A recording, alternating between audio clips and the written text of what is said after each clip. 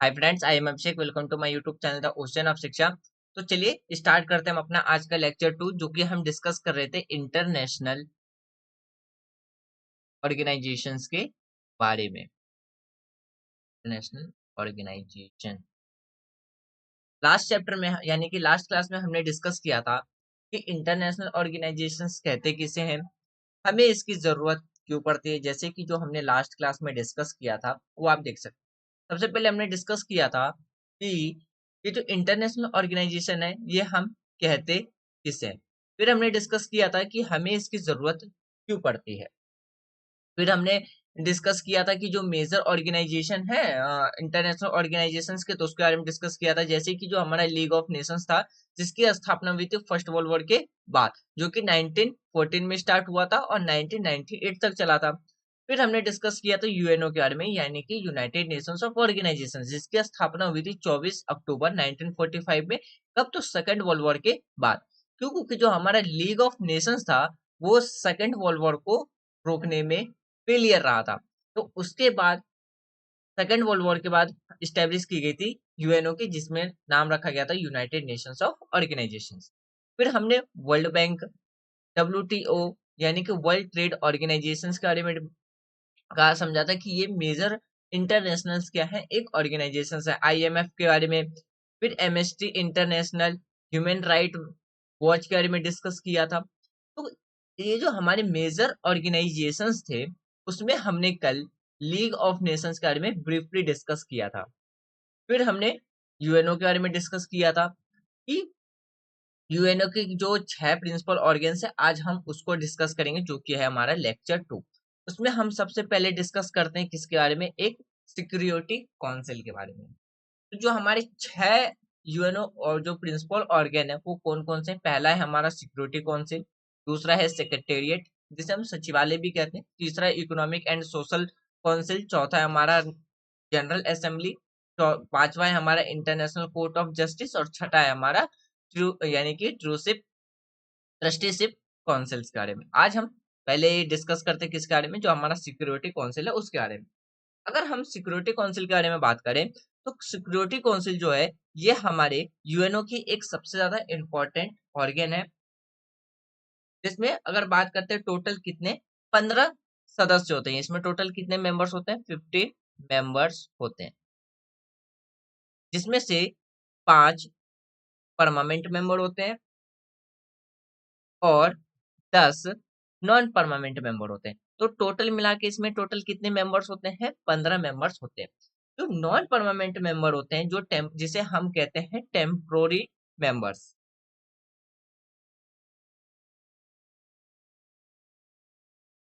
Temporary members, इन्हें हर 2 साल में क्या किया जाता है? चुना जाता है।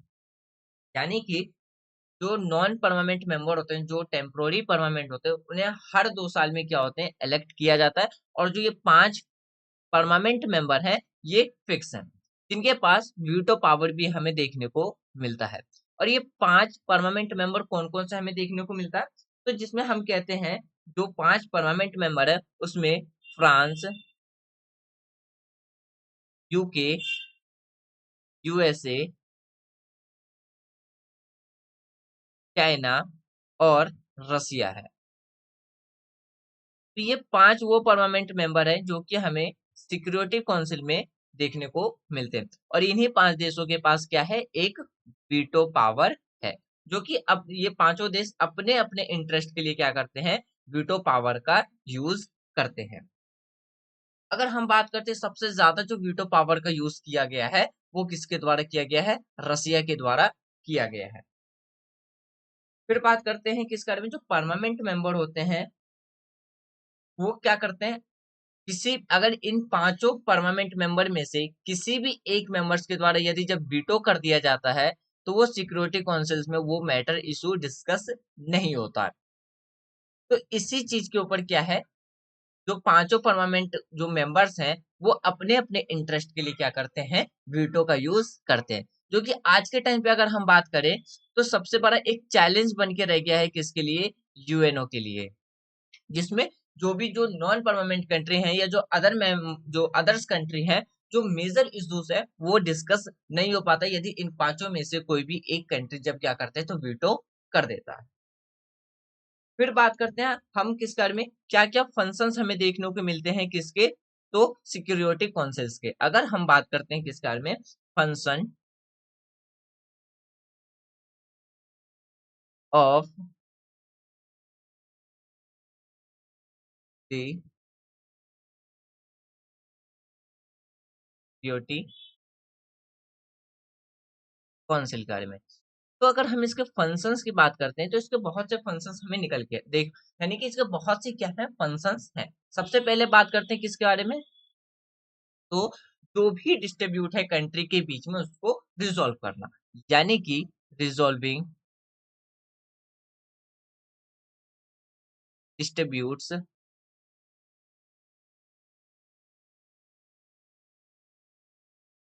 Between countries.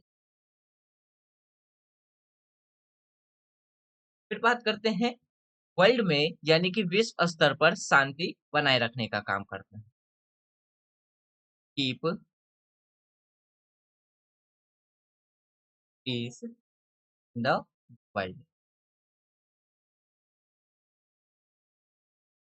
फिर बात करते हैं जो भी कंट्री, यानी कि इंटरनेशनल लेवल पे जो भी कंट्री पीस को डिस्टर्ब करता है तो उसको पनिश करने का भी काम किसका है, तो सिक्योरिटी काउंसिल का है। लेकिन आज के टाइम पहले हम ये देख लेते हैं जो जैसे कि punishing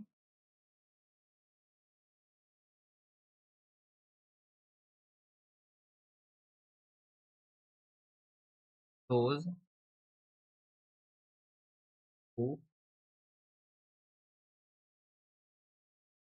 disturb the peace, the peace, यानी कि सिक्योरिटी काउंसिल के अगर हम फंक्शंस की बात करते हैं तो कंट्री के बीच में जो भी डिस्ट्रीब्यूट है उसको सॉल्व करना, विश्व स्तर पर शांति बनाए रखना और उस कंट्री को पनिश करना जो पीस को क्या करते हैं डिस्टर्ब करते हैं। लेकिन एक चीज याद रखिए, आज के टाइम पे जिन कंट्री के पास जो वीटो पावर है वर्ल्ड लेवल पे कहीं ना कहीं आपको वही कंट्री देखने को मिलेगा जो कि पीस को डिस्टर्ब कर रहे हैं। जैसे कि अगर हम चाइना की बात करते हैं, तो अगर हम चाइना की बात करें तो इंडिया और चाइना के बीच में हमेशा क्या है एक कन्फ्लिक्ट देखने को मिलता है। जैसे गलवान घाटी घाटी जो गलवान वैली घाटी में जो इंडिया और चाइना का डिस्ट्रीब्यूट हुआ था। क्योंकि अगर हम बात करते हैं इंटरनेशनल लेवल पे तो चाइना हमेशा क्या करता है लैंड को लेकर के डिस्ट्रीब्यूट क्रिएट करने का काम करता है, और यही चीज अगर मुद्दा जब यूएनओ में उठाया जाता है तो चाइना अपना वीटो का यूज करके उसको खारिज कर देता है। फिर जैसे कि अगर हम बात करते हैं किसके बारे में, आज के टाइम पे जो करीबन 18 महीने से ज्यादा हो गया मतलब रशिया और यूक्रेन के वॉर पे, तो वो हम भी क्या देख सकते हैं इंटरनेशनल लेवल पे क्या है पीस पूरी तरीके से डिस्टर्ब है, लेकिन उसको पनिश करने वाला कोई भी देश नहीं है। क्यों, आज जब भी सिक्योरिटी काउंसिल में बात होती है कि रसिया को पनिश करने के लिए या विश्व स्तर पर जब शांति स्थापित की बात होती है तो उसमें कहीं ना कहीं जो परमानेंट कंट्री है वीटो का यूज करने के लिए क्या करती है, अपने इंटरेस्ट के लिए अपने फायदे के लिए उसका क्या करती है यूज करती है। तो यहाँ पे अगर हम बात करते हैं यूएनओ कहीं ना कहीं क्या है एक तरीके से फेलियर है, जिसका मेन कारण ये है कि लिमिटेड कंट्री के पास क्या होना वीटो पावर यहाँ पे, यानी कि डिसीजंस मेकिंग की जो बात आती है यहाँ पे हमें क्या देखने को मिलती है, लैक ऑफ डेमोक्रेसी देखने को मिलता है। तो इसीलिए अगर हम आज की बात करते हैं अभी के टाइम पे जो करंट टाइम चल रहा है, तो आज भी अगर हम वर्ल्ड की बात करते हैं तो हमें वहां पे पीस देखने को नहीं मिलता है। जैसे कि फिर बात करते हैं इसराइल और पैलेस्टीन के बीच में कन्फ्लिक्ट है, वहां पे भी कहीं ना कहीं यूएनओ का हमें फेलियर देखने को मिलता है, जिसका मेन कारण क्या है, एक लिमिटेड कंट्री के पास क्या होना सिक्योरिटी काउंसिल में वीटो पावर का होना। तो यहाँ पे हम बात कर सके, यहाँ से हम ये भी पॉइंट्स ऑफ व्यू निकाल सकते हैं कि क्या क्या चैलेंजेस देखने को मिलते हैं हमें आज के टाइम पे यूएनओ की, यानी कि कहीं कहीं कहाँ कहाँ पे यूएनओ आज के टाइम पे फेलियर है।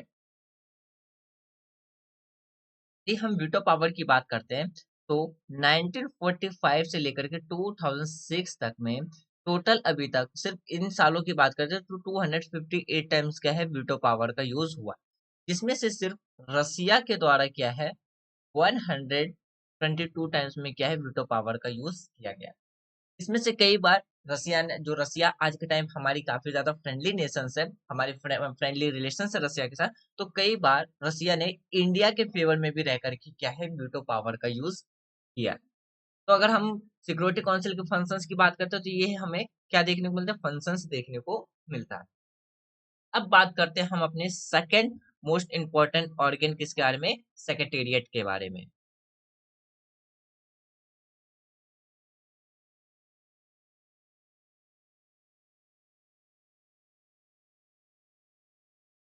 सेक्रेटेरिएट जिसे हम हिंदी में सचिवालय कहते हैं।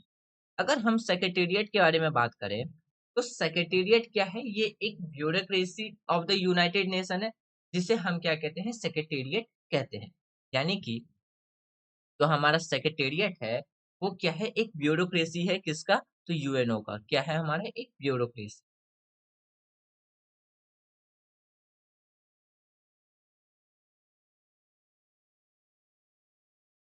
Of the UNO. और इसी की वजह से हम इसको क्या कहते हैं, सेक्रेटेरिएट कहते हैं। अगर हम बात करते हैं जो हमारा सेक्रेटेरिएट है वो क्या है, एक body of the employees working for the United Nations. यानी कि वो बॉडी है जिसमें क्या करते हैं, यूनाइटेड नेशंस के लिए क्या है, कुछ ऑफिसर्स काम करते हैं। तो हम इसमें ये भी पॉइंट्स लिख सकते हैं कि सेक्रेटेरिएट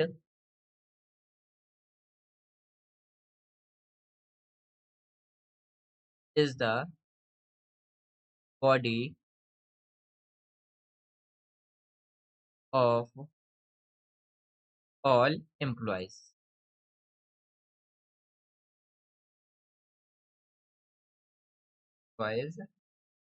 जो कि काम करते हैं किसके लिए, यूनाइटेड नेशंस के लिए, वर्किंग फॉर द यूएनओ, यानी कि यूनाइटेड नेशंस के लिए। फिर हम बात करते हैं आगे, इसके आगे वाले पॉइंट पे अगर हम डिस्कस करें तो फिर हम क्या देख, और इसका एक और क्या पॉइंट निकल गया था कि ये इन्फॉर्म करता है जो भी क्या है रेस्ट ऑफ ऑर्गेन्स है, और UNO and keeps an account of their words के बारे में। यानी कि ये इन्फॉर्म करने का काम करता है जितने भी जो ऑर्गेन्स हैं यूएनओ के, the rest of the organs, जितने भी जो यूएनओ के जो ऑर्गेन्स हैं इनको ये क्या करने का काम करता है, इन्फॉर्म करने का काम करता है। और इनके जो काम है, यानी कि जो इनके जो काम है उनको बारे में ये बताता है। यानी कि फिर बात करते हैं keeps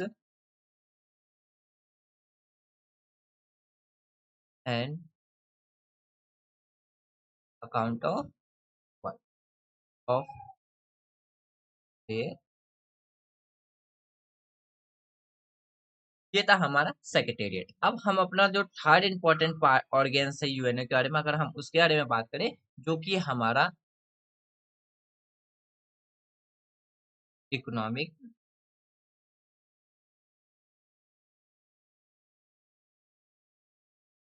and social council.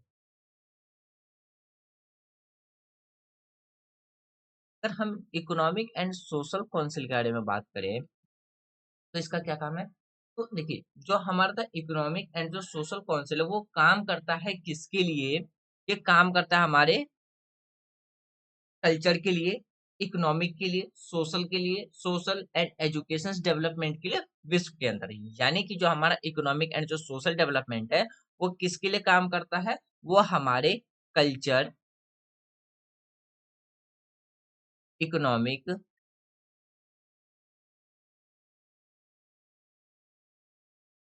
Social and education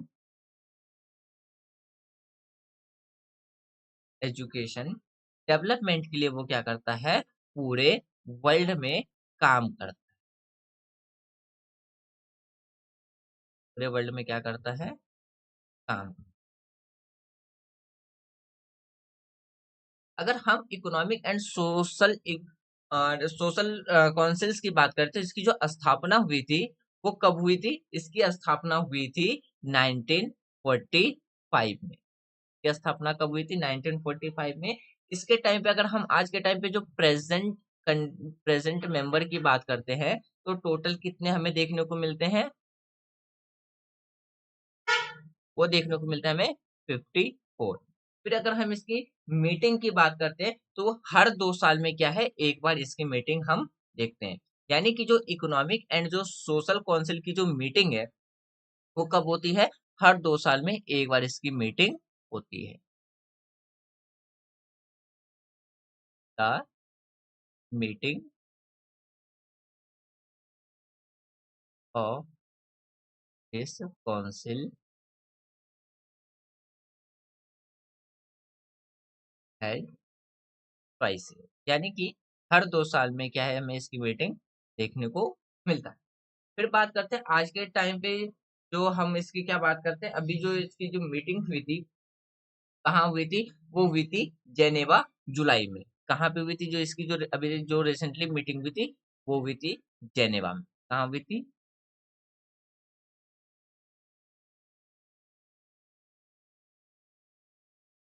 Geneva. कब हुई थी? इन जुलाई में। फिर जो इसकी अगली जो मीटिंग थी, यानी कि जो बात करते हैं, फिर जो की जो दूसरी मीटिंग थी, वो हुआ था न्यूयॉर्क में। न्यूयॉर्क कब? तो ये हुआ था अप्रैल में। अगर हम बात करते हैं इसके ऑब्जेक्टिव्स की, क्या-क्या ऑब्जेक्टिव हैं इसके इकोनॉमिक एंड सोशल काउंसिल्स के,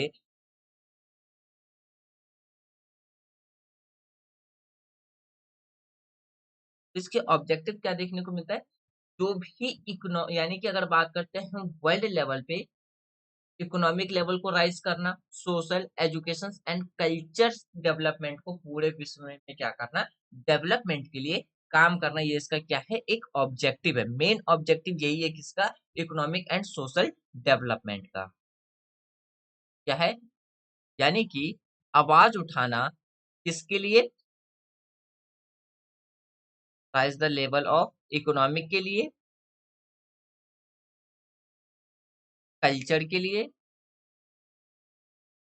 एजुकेशन के लिए एंड सोशल डेवलपमेंट के लिए। एजुकेशन के लिए एंड सोशल डेवलपमेंट के लिए।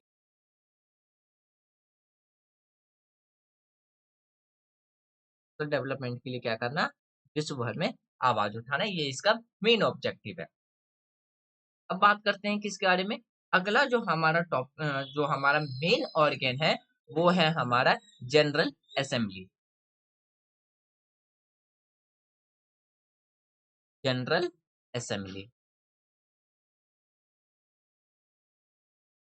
अब बात करते हैं हम किसके बारे में? जो हमारा जनरल असेंबली है, जो हमारा जनरल असेंबली है, तो जनरल असेंबली क्या है? एक मेन ऑर्गन है किसका? यूएनओ का। मेन ऑर्गन है किसका? ऑफ यूएनओ का। कि जो भी डिस्कशंस होते हैं, वो जनरल असेंबली में ही होते हैं। यूएनओ के अंदर जो भी वोट्स दिए जाते हैं मेंबर्स के द्वारा, जो मेंबर्स कंट्री के द्वारा जो भी वोट्स दिए जाते हैं, वो कहाँ दिए जाते हैं? तो यूएनओ के जितने भी जो मेंबर्स वोटिंग करते हैं, वो कहाँ करते हैं? जनरल असेंबली में ही करते हैं। यानी कि जो ऑल द मेंबर्स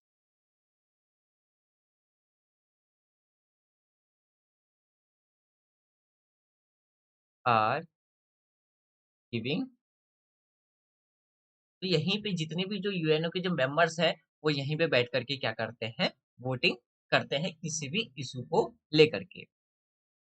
फिर अगर हम अगले पॉइंट्स की बात करते हैं, तो जो जनरल असेंबली है, वो एक तरीके से हम क्या कर सकते हैं? वर्ल्ड का पार्लियामेंट भी इसे मान सकते हैं। यानी कि जो हमारा जनरल असेंबली है, वो किसकी तरह है? Like a parliament of the world. Parliament of the country, of the country. तो क्योंकि जो भी डिस्ट्रीब्यूट है, इसका जो भी रिजोल्यूशन है, जो भी सॉल्यूशन है, कहाँ बैठ के डिस्कस किया जाता है? तो जनरल असेंबली में ही बैठ करके किया जाता है। जैसे कि हर एक कंट्री के अंदर जो पार्लियामेंट है, जिस तरीके से पार्लियामेंट के अंदर जो भी इश्यूज है, उस पे बैठ करके डिस्कस किए जाते हैं, उसी तरीके से वर्ल्ड लेवल पे जो जो भी इश्यूज है उस पे उससे रिलेटेड जो भी डिस्कस किए जाते हैं, जो भी रिजोल्यूशंस निकाला जाता है, वो कहाँ बैठ के निकाला जाता है? जनरल असेंबली में निकाला जाता है। इसीलिए जनरल असेंबली को क्या कहता है? एक कंट्री के पार्लियामेंट की तरह इसे माना जाता है। फिर वहीं पे बात करते हैं जो जनरल असेंबली है, जो भी डिसीजंस होते हैं जनरल मैटर से रिगार्डिंग, जैसे कि इसमें जो भी डिसीजंस लिए जाते हैं वो जनरल मेजोरिटी के द्वारा लिए जाते हैं, और जो स्पेशल सब्जेक्ट्स होते हैं उसमें 2/3 के मेजोरिटी के द्वारा क्या किए जाते हैं? डिसीजन लिए जाते हैं। यानी कि अगर बात करते हैं जनरल असेंबली में, जो जनरल मैटर होता है, यानी कि जो जनरल मैटर होता है उसमें किया जाता है? जनरल वोटिंग की जाती है। यानी कि इसमें क्या होती है? जनरल मेजोरिटी के द्वारा डिसीजंस लिया जाता है। इसमें क्या चाहिए होता है? जनरल मेजोरिटी चाहिए होता है जनरल मैटर के लिए। लेकिन जो स्पेशल मैटर होता है उसके लिए क्या किया जाता है? स्पेशल मेजोरिटी के द्वारा क्या किया जाता है? डिसीजन लिया जाता है।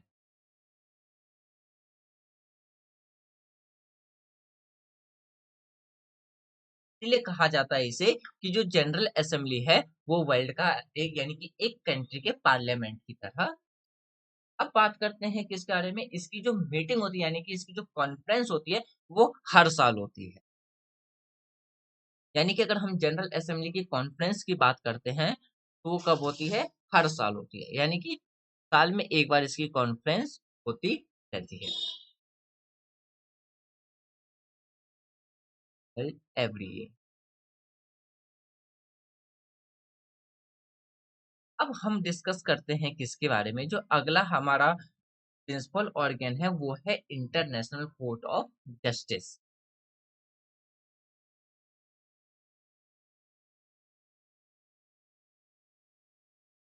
International court of justice. Justice क्या है? अगर हम इंटरनेशनल कोर्ट ऑफ जस्टिस के बारे में अगर हम बात करें तो इसका काम उसी तरीके से है जिस तरीके से एक कंट्री का जुडिशरी करता है। यानी कि जिस तरीके से एक कंट्री का जो कोर्ट्स है, जो जजेस है, जिस तरीके से काम, उसी तरीके से इंटरनेशनल लेवल पे भी क्या करता है? ये डिस्ट्रीब्यूट सॉल्व करने कोर्ट, यानी कि जो भी एक डिस्ट्रीब्यूट सेटलमेंट्स है कंट्री के बीच में उसको सुनने का काम करता है। अगर हम इसके हेडक्वार्टर की बात करते हैं तो नेदरलैंड में हैग में हमें देखने को मिलता है। यानी कि अगर हम इंटरनेशनल कोर्ट्स की बात करते हैं तो इसका क्या काम है? जो भी डिस्ट्रीब्यूट है उसको क्या करना? डिस्ट्रीब्यूट को सेटल करना कंट्री के बीच में। यानी कि डिस्ट्रीब्यूट्स सेटल बिटवीन कंट्री। और जो भी इंटरनेशनल के जो मैटर्स होते हैं उस पे पनिश करना भी किसका काम होता है?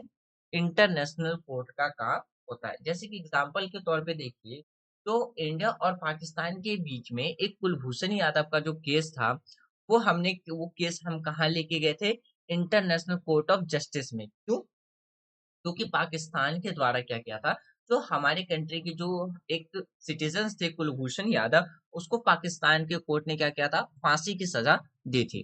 तो इस मैटर को लेकर के हम कहाँ गए थे? तो इंटरनेशनल कोर्ट्स में गए थे। क्यों? क्योंकि जो भी कंट्री के बीच में जो जस्टिस से रिगार्डिंग या जो भी डिस्ट्रीब्यूट्स होता है उसको सेटल करने का काम किसके पास है? इंटरनेशनल कोर्ट ऑफ जस्टिस के पास है। लेकिन पाकिस्तान के द्वारा, यानी कि जो इंटरनेशनल कोर्ट ऑफ जस्टिस है उसके द्वारा ये डिसीजन दिया गया था कि जो कुलभूषण यादव को जो पाकिस्तान ने कैद करके रखा है उसको वो रिहा कर दिया जाए। लेकिन पाकिस्तान के द्वारा इंटरनेशनल कोर्ट ऑफ जस्टिस का जो डिसीजन है, जो फैसला है, वो एक्सेप्ट नहीं किया गया था। लेकिन फिर भी हम उसको इंटरनेशनल कोर्ट के पास लेकर के गए थे। फिर अगर हम बात करते हैं इसके हेड क्वार्टर की, तो हेड क्वार्टर हमें कहाँ देखने को मिलता है? नेदरलैंड।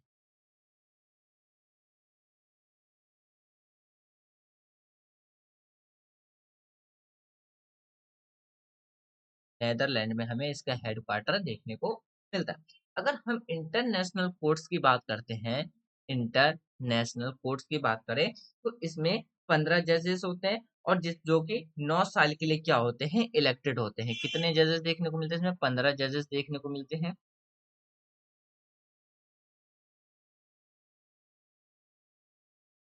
जजेस देखने को मिलते हैं जो कि कितने साल के लिए इलेक्टेड होते हैं? वो इलेक्टेड होते हैं 9 साल के लिए। कितने साल के इलेक्टेड होते हैं? 9 साल। फिर हर 3 साल में क्या है, 5 जज क्या होते हैं, इलेक्टेड होते हैं। यानी कि बात करते हैं आफ्टर एवरी 3 years 5 जजेस आर इलेक्टेड। 5 जजेस आर, यानी कि हर 5 साल में क्या होते हैं, 5 जज क्या होते हैं, इंटरनेशनल कोर्ट्स में जज होते हैं। और जो भी डिसीजंस लिए जाते हैं वो किस में लिए जाते हैं, मेजोरिटी में लिए जाते हैं। ऑल डिसीजंस आर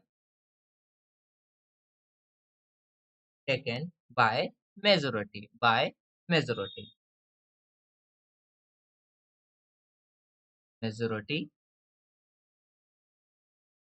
यानी कि मान समझिए कि एक केस इंटरनेशनल कोर्ट्स में जज चल रहा हो, उसमें से 15 जज में से अगर कोई कहेगा, 9 जज, कि हम किसी पर्सन को क्या करते हैं, मान लीजिए कोई भी मैटर हो, अगर 9 जज फेवर में जाते हैं, फैसला सुनाते हैं, तो यही जो डिसीजंस है वो डिसीजन माने जाएंगे जो मेजोरिटी में वोटिंग होगा।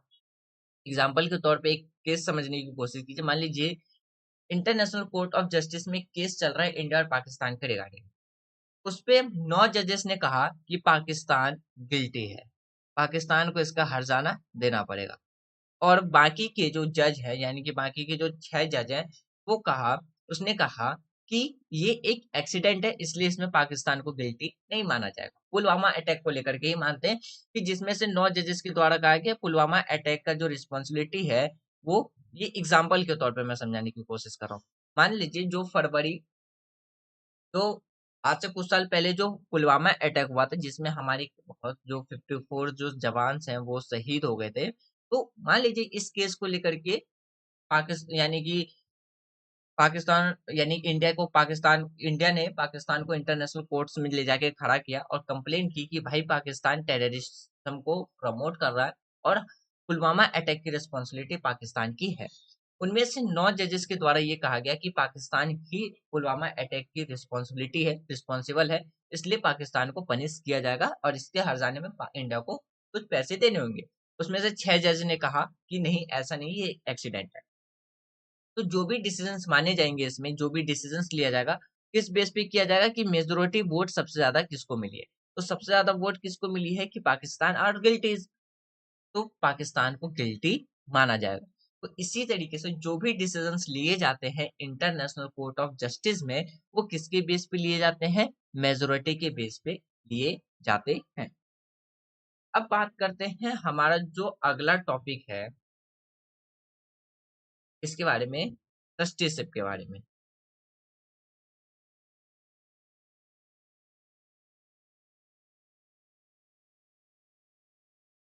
Trusteeship council.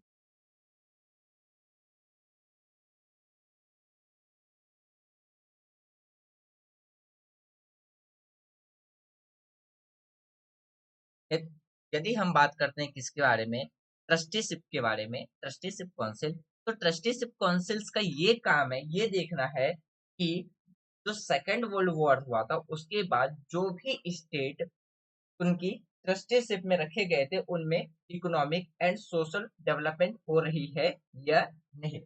अगर हम बात करते हैं जो ट्रस्टी स्टेट है, उनका ये ड्यूटीज है, उनका ये काम है कि वे उन स्टेट्स में, उन देश को, यानी कि जो भी स्टेट्स हैं, को इस योग्य बनाए कि अपना प्रशासन वो क्या कर सके, खुद को चला सके, यानी कि अपना गवर्नेंस वो क्या कर सके, खुद कर सके। ट्रस्टीशिप काउंसिल में अगर हम बात करते हैं तो 11 जो राष्ट्र हैं वो क्या है, किए गए थे, जो अब क्या है, जो स्वतंत्र, जो आज के टाइम पे इंडिपेंडेंस हो चुके हैं। इसीलिए नवंबर 1 नवंबर 1996 को इसे क्या कर दिया गया था, तो यहाँ पे इसका काम खत्म हो गया। तो यानी कि अगर मैं पॉइंट्स में इसके आंसर्स को लिख दूं, तो ट्रस्टीशिप्स का पहला काम क्या है, ये देखना कि आफ्टर सेकेंड वर्ल्ड वॉर जो भी नेशंस जो भी नेशंस इंडिपेंडेंस हुए तो वो अपना गवर्नेंस खुद कर पा रहे हैं या नहीं, यानी कि the governance on their on after second world war. World दूसरे पॉइंट्स की बात करते हैं, तो इनकी एक रिस्पॉन्सिबिलिटी भी होती है कि जो भी ट्रस्टीशिप काउंसिल है वो क्या करे, उन एरियाज को जो इकोनॉमिक और जो सोशल डेवलपमेंट है उसको क्या करे, देखे।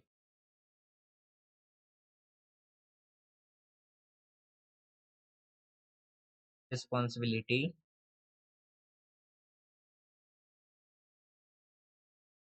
Of the trusteeship to look after their area, after their. फिर अगर हम इसके तीसरी पॉइंट की बात करते हैं तो इसमें टोटल कितने कंट्री को रखे गए थे, 11 कंट्री को रखे गए थे।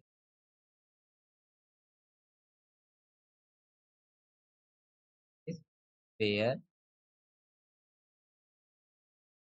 गिफ्ट, लेकिन जैसे ही क्या है, आफ्टर द, यानी कि जैसे ही हमारा जो पलामोई आइसलैंड था वो इंडिपेंडेंस हुआ, और 1 नवंबर, यानी कि 1 नवंबर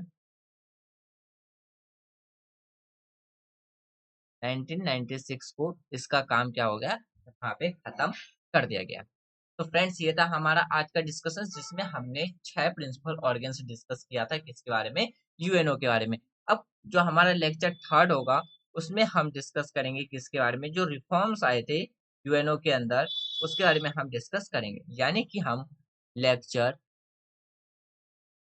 थर्ड में क्या डिस्कस करेंगे, जो भी रिफॉर्म्स आए थे किसके अंदर, यूनाइटेड नेशंस के अंदर, reforms of the United nation, इसको हम लेक्चर थर्ड में डिस्कस करेंगे। और मुझे उम्मीद है कि आज जो भी हमने डिस्कस किया वो आपको प्रॉपरली समझ में आ गया होगा। यदि कोई भी डाउट हो तो आप अपने डाउट कमेंट बॉक्स में लिख देना। जब हम इसका लेक्चर थर्ड डिस्कस करेंगे जो होगा हमारा reform of the United nation, जिसमें हम क्या क्या डिस्कस करेंगे, क्या क्या चेंजेस आए थे आफ्टर कोल्ड वॉर के टाइम पे। फिर हम डिस्कस करेंगे क्या जो हमारा प्रपोज था, जो इम्प्रूवमेंट के लिए जो भी एडवाइस दिए गए थे उसके बारे में डिस्कस करेंगे। फिर क्या-क्या कंप्लेंट्स हमें देखने को मिलते हैं प्रपोजल के बारे में उसको डिस्कस करेंगे। फिर जो चेंजेस हुए थे, जो भी चेंजेस आए थे किसके अंदर, यूनाइटेड नेशंस के बारे में उसको डिस्कस करेंगे। ये सारे पॉइंट्स हम लेक्चर थर्ड में डिस्कस करेंगे। तो यदि आपको वीडियो पसंद आ रही हो तो आप वीडियो को लाइक कर सकते हैं, शेयर कर सकते हैं एंड चैनल को सब्सक्राइब कर सकते हैं। Thanks for watching friends, take care, Jai Hind.